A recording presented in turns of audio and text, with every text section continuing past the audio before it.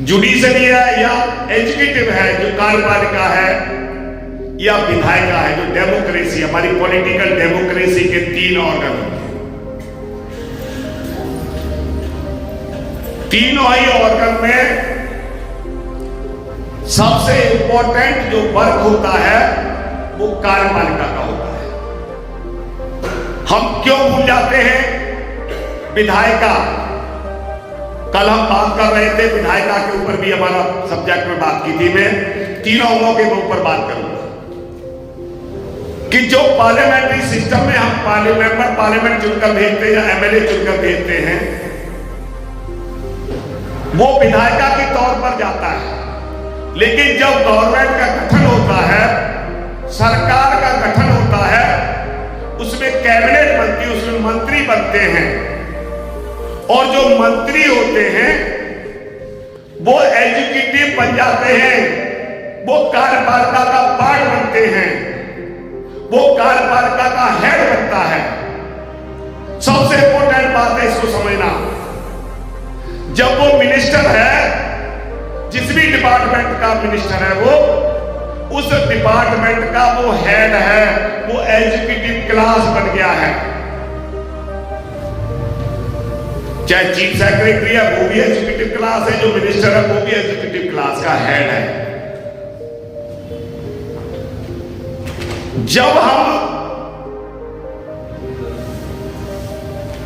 जब विधायिका की बात करते हैं तो विधायिका में वो एमएलए एमपी तक है, विपक्ष में है या उसके ऊपर कोई पोर्टफोलियो नहीं है, तब तक वो संसद में इंडिपेंडेंट के तौर पर बात करेगा।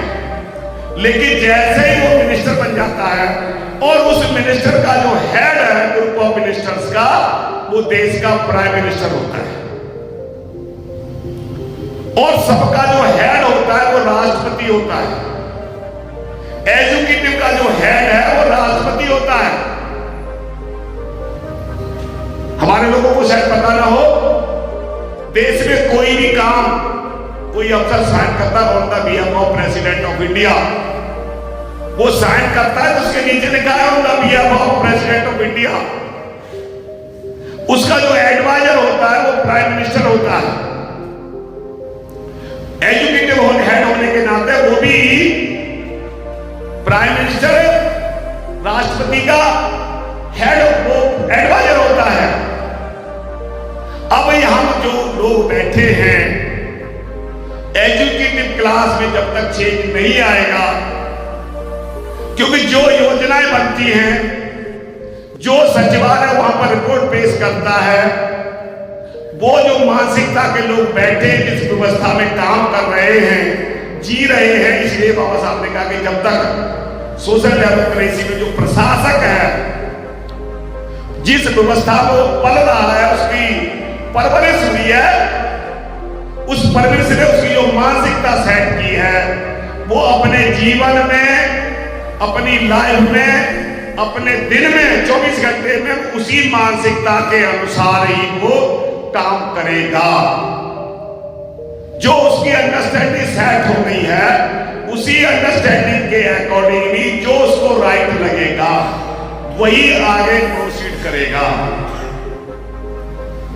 हम चाहते हैं कि देश का प्रधानमंत्री, देश की कैबिनेट हमारे साथ गलत कर रही है, ऐसा नहीं है। व्यवस्था के अनुसार उनकी जो अंडरस्टैंडिंग है, उसके अनुसार उन्हें जो राइट लगता है वो उसे वही करते हैं।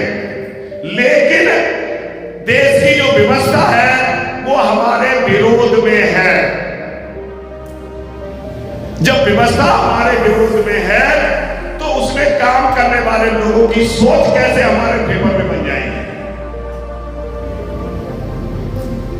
हम बिना व्यवस्था के बदले हुए सोच को बदलना चाहते हैं। जुडिशरी में, कॉलेजियम सिस्टम में अभी बहुत सारी बातें हुई। कॉलेजियम सिस्टम में हाई कोर्ट के जज का जो सिलेक्शन होता है, उसमें जो जिस तरह से सुप्रीम कोर्ट में राष्ट्रपति की अप्रूवल होती है और राष्ट्रपति का जो एडवाइजर होता है वो प्राइम मिनिस्टर होता है, जो भी फाइल जाएगी राष्ट्रपति के पास उसके जो भी कमेंट आएगा वो फाइल फिर मिनिस्ट्री में आएगी और मिनिस्ट्री उस पर कमेंट देगी, राष्ट्रपति उस पर साइन कर देगा। यही सिस्टम है। ऐसे ही हाई कोर्ट के जो जज बनते हैं, 97 में डीओपीटी के 5 ओम साहित्य ऑफिस मेमोरेंडम आए, उसमें भाव से ने सब्जेक्ट भी रखा था न्यायपालिका में जातिवादी व्यवस्था। इस पर पहले भी हम लोग कर चुके caste system in Indian judiciary. सरदार जी उस समय हमारे राष्ट्रीय अध्यक्ष थे। ये पूरे देश में उस समय भी हमने किया था जब ऑफिस मेमोरेंडम आए थे हमारे विरोध में SC/ST के रिजर्वेशन को लेकर, क्योंकि वहां बैठे हुए आदमी जो जज हाई कोर्ट का बन रहा है, वहां का जो CM है, मुख्यमंत्री है, हाई कोर्ट का चीफ जस्टिस है, उनकी सहमति से, दोनों की सहमति से ही आगे हाई कोर्ट के जजों की संस्तुति होती है। अब हाई कोर्ट का चीफ जस्टिस जो लोगों के नाम देता, उसमें CM, क्योंकि दोनों एक ही कम्युनिटी के हैं, एक ही सोच के हैं, एक ही मानसिकता के हैं, इसलिए दोनों की अप्रूवल होने के बाद उधर राज्यपाल से होकर हाई कोर्ट के जज बन जाते हैं। जब एक बार वो सिस्टम में चले गए, उसके बाद वही हाल वहां पर होता है कि जब सुप्रीम कोर्ट के जजों के लिए एलिवेशन आता है तो जो फाइल राष्ट्रपति के पास जाती है वो फिर उधर कैबिनेट मिनिस्ट्री में जाती है, जो भी लॉ मिनिस्ट्री है, प्राइम PM ऑफिस है, उसके फिर अप्रूवल होकर के जाती है। वहां सब ये बार्गेन एक दूसरे के हितों की बात होती है कि जिस व्यक्ति को हम जज बना रहे हैं वो हमारे ही समाज का है, हमारे हितों के लिए काम करेगा, इस देश में जो व्यवस्था बनी हुई है उस व्यवस्था को मजबूत करने के लिए काम करेगा या उस व्यवस्था को समाप्त करने के लिए काम करेगा।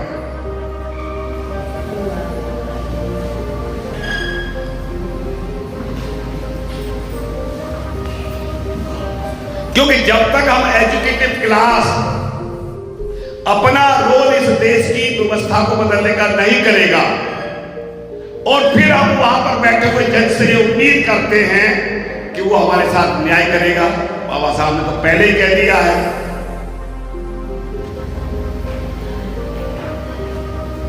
साथियों, सबसे इंपॉर्टेंट ये है कि आपकी ओपिनियन सरफेस पर क्या बनती है। अगर इस देश में पूरे अमेरिकन आइडियोलॉजी काम करेगी, सरफेस में आएगी, तो वो आइडियोलॉजी सामाजिक व्यवस्था को इन्फ्लुएंस करेगी, सामाजिक व्यवस्था को तोड़ने का काम करेगी और वही डेमोक्रेसी, पॉलिटिकल डेमोक्रेसी में उसका रिफ्लेक्शन आएगा। सोशल डेमोक्रेसी में कोई रिजल्ट नहीं आएगा। सोशल डेमोक्रेसी का रिजल्ट पॉलिटिकल डेमोक्रेसी में, इकोनॉमिकल डेमोक्रेसी में और रिलीजियस में, ये तीनों उसके बाई प्रोडक्ट है जिनमें हमारा चेंजेस आते हैं। जो भी समाज में थोड़ा बहुत परिवर्तन आता है, दिखाई देता है, उसका रिजल्ट आपको राजनीति में भी दिखाई देगा, उसका रिजल्ट आपको रिलीजियस एरिया में भी दिखाई देगा, उसका रिजल्ट आपको इकोनॉमिकल एरिया में भी दिखाई देगा। लेकिन हम सामाजिक व्यवस्था का निर्माण जो है समता, स्वतंत्रता, बंधुत्व के आधार पर करना नहीं चाहते हैं। हम चाहते तो है हमारे साथ न्याय हो। इसीलिए साथियों, जब तक हम इस देश की सामाजिक व्यवस्था में, डॉक्टर धर्मवीर एक IAS हुआ करते थे, असम कैडर के, यूपी के रहने वाले थे, उन्होंने एक किताब लिखी, उस किताब में बहुत बढ़िया लिखा उन्होंने, संवैधानिक क्रांति को विफल होने से अगर रोकना है, इस देश में संवैधानिक क्रांति को विफल होने के पूरे कोशिश की जा रही है और समाज को दुर्घटना से बचाना है। उन्होंने 2 बातें कही हैं, तो फिर हमारी कथनी और करनी में अंतर नहीं होना चाहिए। अभी सरदार जी ने भी यही बात आपके सामने रखी कि हमारी कथनी और करनी में अंतर नहीं होना चाहिए। जो कैरेक्टर की डेफिनेशन है वही है, जो कहो वही करो, जो करो वही कहो। कहीं ना कहीं हमारा डबल कैरेक्टर है। अरुण गुप्ता जी भी यही कह रहे थे, हम अम्बेडकरवादी बात करते हैं लेकिन सारे कर्मकांड करते हैं। लेकिन यह कर्मकांड नहीं, हम उससे ऊपर की बात कर रहे हैं। हम कैडर की बात कर रहे हैं। जो कैडर है उसका कैरेक्टर जो है वो क्लियर होना चाहिए कि उसका डबल कैरेक्टर नहीं होना चाहिए, वो सिंगल कैरेक्टर होना चाहिए। क्योंकि देश में हिपोक्रेसी, इस हिपोक्रेसी से बचाना है। क्योंकि ये पहले भी हुआ है, उन्होंने आगाह किया इस देश में सामाजिक दुर्घटना हो सकती है। संवैधानिक जो क्रांति है उसको विफल करने की कोशिश की जा रही है, ये भी हो सकता है। क्योंकि हिपोक्रेसी है जब हमारे दुश्मन का कई सारे कैरेक्टर हैं। उन्होंने कहा कि एक तरफ तो वो अद्वैतवाद की नहीं, एकतावाद की बात करेंगे, सारे इक्वल हैं, सभी बराबर हैं। बाबा साहब डॉक्टर अम्बेडकर को भी नमन करेंगे, संविधान को भी नमन करेंगे, समता स्वतंत्रता बंधुत्व की बात करेंगे, और दूसरी तरफ संविधान को खत्म करने के लिए वो सारे षड्यंत्र करेंगे। इसीलिए क्योंकि ये पहले भी हुआ है, इसलिए इस देश में जो प्रतिक्रांति है इसको रोकना है। साथियों, सबसे इंपॉर्टेंट है हमारे लिए वाम से जो काम करती है। बुद्धा का एक अष्टांगिक मार्ग है। अष्टांगिक मार्ग की सबसे पहला मार्ग जिसको हम कहते हैं सम्यक दृष्टि, हम उसको वाम से के लोग कहते हैं राइट अंडरस्टैंडिंग, विजडम, जो भी नाम दे सकते हैं, राइट अंडरस्टैंडिंग। जो अंडरस्टैंडिंग सेट होती है वो हमारे ब्रेन में जाने वाली इंफॉर्मेशन, जो देश की सामाजिक व्यवस्था की जो इंफॉर्मेशन जो हमें दे रही है, हमारे ब्रेन में जाती है। जिस लेवल की इंफॉर्मेशन हमारे ब्रेन के अंदर रहती है, उस लेवल की अंडरस्टैंडिंग हमारी सेट हो जाती है। जैसे 2 साल का बच्चा, उसकी अंडरस्टैंडिंग 2 साल की छोटी सी होगी। जब वो 5 साल का हो जाता है, अपने फ्रेंड सर्कल में घूमने लगता है, तो उसकी अंडरस्टैंडिंग लेवल थोड़ा और बढ़ जाता है। जब वो स्कूल में जाता है तो उसका अंडरस्टैंडिंग लेवल और बढ़ जाता है, क्योंकि इंफॉर्मेशन का एरिया बढ़ गया उसका। जब छोटा सा 2 साल तक तो पेरेंट्स और फैमिली में दादा ताया नाना नानी थे, इनके कंटेक्ट में था और इतनी इंफॉर्मेशन थी। जब वो 3-4 साल का 5 साल का हुआ तो अपने दोस्त में, हम उम्र बच्चे थे उनके बीच में खेलने लगा, तो उनको इंफॉर्मेशन एरिया थोड़ा और बढ़ गया। जब वो स्कूल में चला गया तो उसका एरिया और बढ़ गया और सारी इंफॉर्मेशन उसके पास आने लगी। जब वो बुक्स पढ़ने लगा तो इंफॉर्मेशन और बुक्स के माध्यम से मिलने लगी। जब आप देखेंगे किसी ने मैट्रिक कर लिया तो मैट्रिक लेवल की अलग अंडरस्टैंडिंग हो जाती है। जब +2 बच्चा करता है तो +2 लेवल की अलग अंडरस्टैंडिंग हो जाती है। जब वो इंजीनियरिंग लाइन में चला गया तो उसकी एक अलग अंडरस्टैंडिंग होती है। मेडिकल में गया, डॉक्टर बन गया, उसकी अलग अंडरस्टैंडिंग होती है। तो अंडरस्टैंडिंग जो होती है व्यक्ति की, वो लेवल ऑफ इंफॉर्मेशन। दूसरा, सोर्स ऑफ इंफॉर्मेशन, किस लेवल की इंफॉर्मेशन उसके ब्रेन के अंदर है और वो इंफॉर्मेशन का सोर्स क्या है। अगर सोर्स इस देश का प्रीवेलेंट सोशल सिस्टम है, इस देश का जो हिंदुओं के बनाए हुए मनुस्मृति के आधार के सारे जो इंफॉर्मेशन उधर से या मंदिर से है, तो उसकी अंडरस्टैंडिंग उस तरह की होगी। अगर उसकी फुले अंबेडकरी आइडियोलॉजी के साथ जुड़ा हुआ है तो उसकी अंडरस्टैंडिंग उस तरह की होगी। इसलिए अगर किसी व्यक्ति की, क्योंकि जिस तरह की अंडरस्टैंडिंग होगी, नेक्स्ट आता है राइट थॉट, राइट अंडरस्टैंडिंग, और नेक्स्ट आता है राइट थॉट। जिस तरह की आपकी अंडरस्टैंडिंग है, आपके ब्रेन के अंदर उसी तरह के विचार पैदा होंगे। आपकी अंडरस्टैंडिंग से अलग विचार पैदा नहीं हो सकते। अगर आप भाग्य भगवान विश्वास करते हैं, अगर आप हिंदू धर्म की बनाई व्यवस्था में विश्वास करते हैं, भगवान में विश्वास करते हैं, तो आपके ब्रेन के अंदर जो थॉट होंगे वो उसी टाइप के थॉट पैदा होंगे। अगर आपके अंडरस्टैंडिंग अगर साइंटिफिक डेवलपमेंट की है, फुले मेडिकल आइडियोलॉजी की है, प्यार को मानने वाली है, मानवतावादी है, तो फिर आपके ब्रेन के अंदर जो थॉट पैदा होगा वो दूसरा होगा। ऐसा नहीं कि दोनों गलत है कि दोनों सही हैं, क्योंकि ये डिपेंड कर रहा है उसको किस लेवल की इंफॉर्मेशन, उसका सोर्स क्या है इंफॉर्मेशन। तो हम उसकी थॉट बदलना चाहते हैं, और जिस तरह की थॉट आता है उसकी फिर राइट स्पीच, अगर उसकी राइट अंडरस्टैंडिंग है, मानवतावादी सोच, साइंटिफिक डेवलपमेंटवादी सोच, फुले मेडिकल आइडियोलॉजी की सोच के साथ अगर जुड़ा हुआ है, क्योंकि उसके दिमाग में इंफॉर्मेशन है उस तरह की, तो उसी तरह की उसकी अंडरस्टैंडिंग सेट हुई, और जैसी अंडरस्टैंडिंग है वैसे ही उसके अंदर थॉट पैदा हुआ। और जिस तरह की थॉट है वो थॉट अगर वाणी के माध्यम से निकलते हैं, वॉइस के माध्यम से बाहर आते हैं, तो उस तरह की उसकी फिर राइट स्पीच होगी, सम्यक वाणी होगी। और उसके बाद नेक्स्ट आता है राइट एक्शन, जो हमारा आचरण है, उसका आचरण है, उसका व्यवहार है, उसका सोसाइटी में एक्शन है, वो भी उसी तरह का होगा। उसके बाद नेक्स्ट आता है राइट लिवलीहुड, सम्यक आजीविका। हम क्या चेंज चाहते हैं? हम अपनी आजीविका में चेंज चाहते हैं। यही तो हम चाहते हैं कि हमारी आजीविका में चेंज होना चाहिए, लेकिन इस आजीविका के चेंज की शुरुआत कहां से है? इस हमारी जो सामाजिक व्यवस्था है, उस व्यवस्था की जड़ है। बाम से इस देश में आपके ब्रेन के अंदर इंफॉर्मेशन देने का काम करती है।